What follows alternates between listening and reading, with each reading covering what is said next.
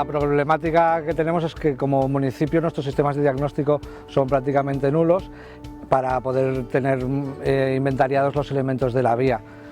Entonces, a través de una idea que se nos ocurrió de aprovechar que los coches de policía se mueven por todo el municipio, aprovechamos esa energía para presentarle esa idea al EIT para implementar algún sistema que pudiera captar estos elementos a través de las patrullas que se realizan diariamente.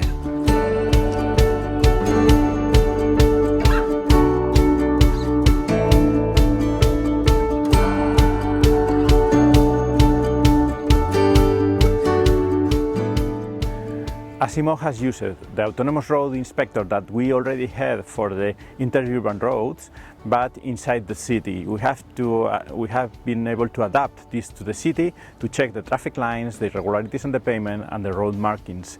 And we have been able to adjust also to the use inside the vehicles from the policemen without any task for them, but using these vehicles to check and monitor the infrastructure.